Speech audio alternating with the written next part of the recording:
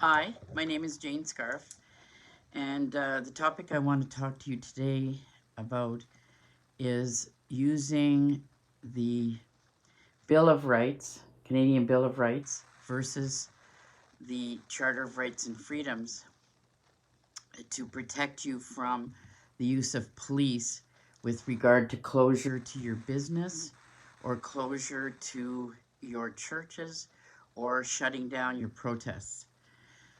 Now,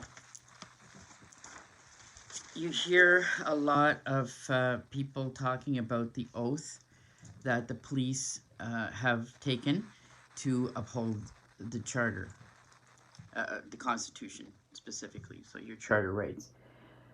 Uh, this this is important, except that the charter is flawed. Section 1 of the charter is flawed. It allows the government to override your rights if they believe that there's an important enough reason to do so. This section reads, "The Canadian Charter of Rights and Freedoms guarantees the rights and freedoms set out in its subject only to such reasonable limits prescribed by law as can be demonstrably justified in a free and democratic society."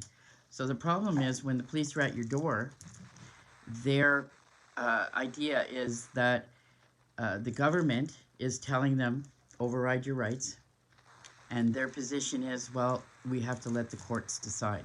So in the meantime, they're going to override your rights, and then later a judge can decide whether they had the right to do it or not for a justifiable reason.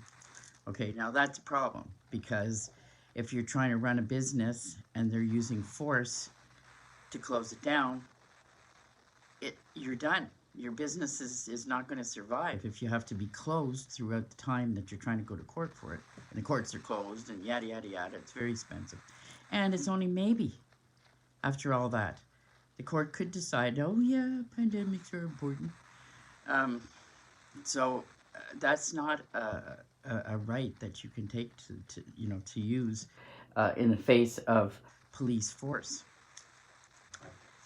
Now, that's not flawed by accident, or it's not just weak because somebody like didn't define the terms well enough. This was done deliberately. This was done by Trudeau Senior, Pierre Elliott Trudeau, in 1982, and it was done in in how do you say in concert with the move to a one world government, because he was committed to that and he was a card carrying communist. So he left that there so that the government can, in the immediate situation, can use force against you arbitrarily because they decide that it's a good enough reason. Now, the whole idea of having rights articulated is to defend you primarily from the government overstepping. So what good is it to have one that lets them think that it's okay to do so, and then a judge has to decide later whether or not they're whatever, that it was reasonable? That's too weak. It's too willy-nilly, and it's thankfully not necessary, because we still have the Canadian Bill of Rights, and it has pretty much the same rights articulated in there, except that it has no Section 1 override. There's no override whatsoever. It says these rights are guaranteed, period. And the only exception would be if the federal parliament, not federal government, not provincial government, not municipal government, federal parliament, which represents all parties actually, so it's a little bit better of an environment. Only if the federal government passes an act that specifically allows the government to override your rights. So today, as we speak, there's no such federal direction or federal action having been created. Therefore, the police have an absolute legal responsibility to respect these rights. Now, in this list of rights, It starts the right of the individual to life, liberty, and security of the person, and enjoyment of property, and the right not to be deprived thereof except by due process of law. So, due process of law in this case would only be a federal act of parliament. And then it also articulates the right of the individual to equality before the law and the protection of the law. And then freedom of religion, freedom of speech, freedom of assembly and association, and freedom of the press. So uh, the only chance that the government can override your rights is with this federal act of parliament. And this is what it says in section 2.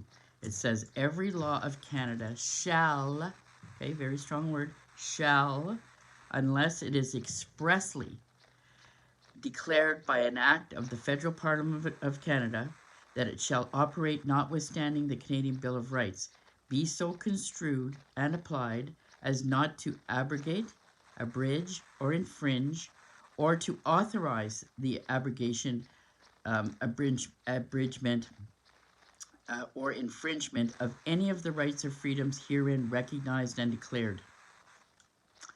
That's pretty clear and pretty firm.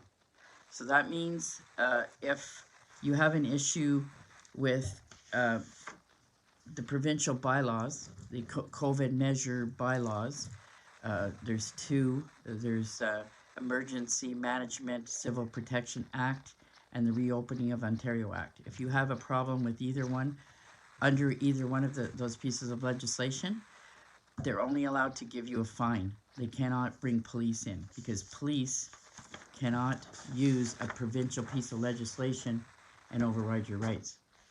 It's a federal act of parliament that's required, and there is no federal act of parliament.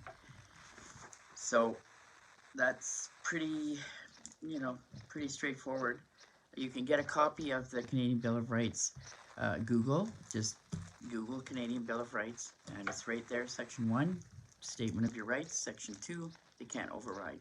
So the benefit of this is that this protects you in the moment, in the immediate moment. You don't have to go to court after and say, oh, was they allowed to do that? No, if there's no federal act of parliament, they're not allowed to do it, period. So if they do it, it's misconduct because there's no interpretation. It's clear.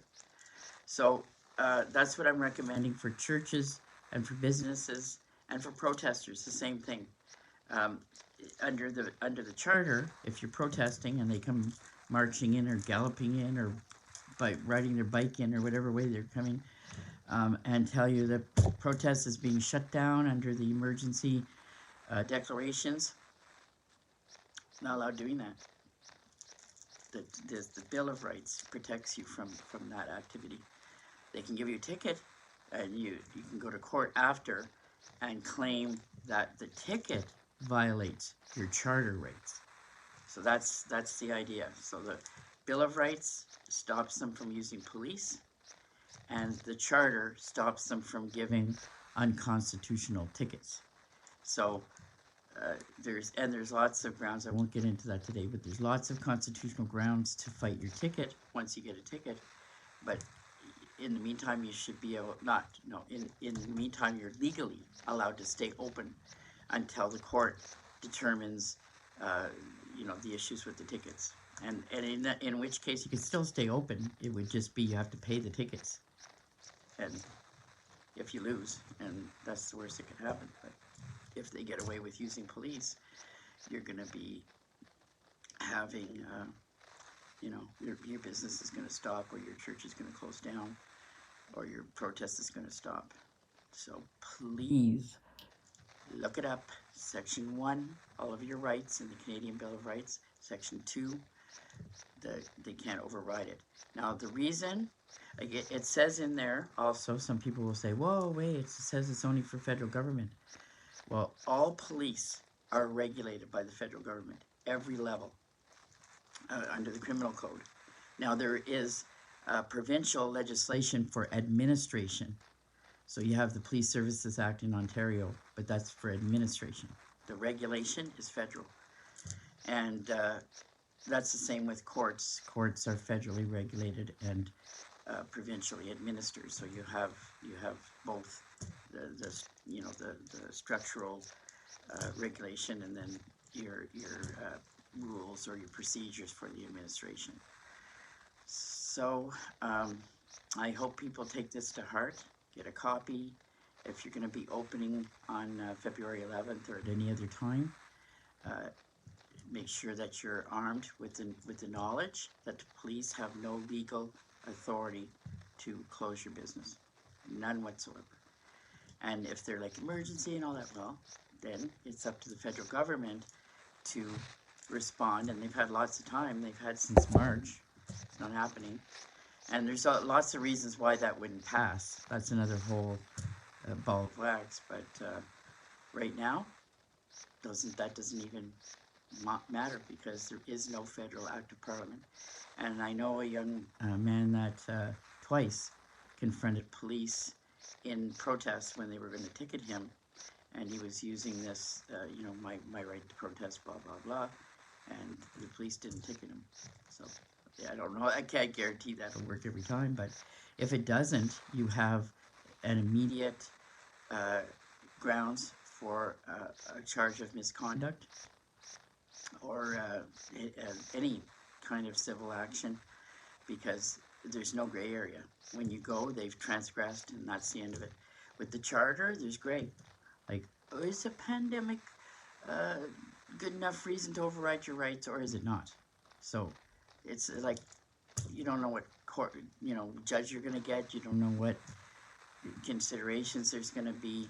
It's a maybe you have those rights. That's in the charter. But with the Bill of Rights, it's not a maybe. You do have those rights, and you currently have those rights. So look it up, and if you have any questions, my email is mjslegalservices@yahoo.com.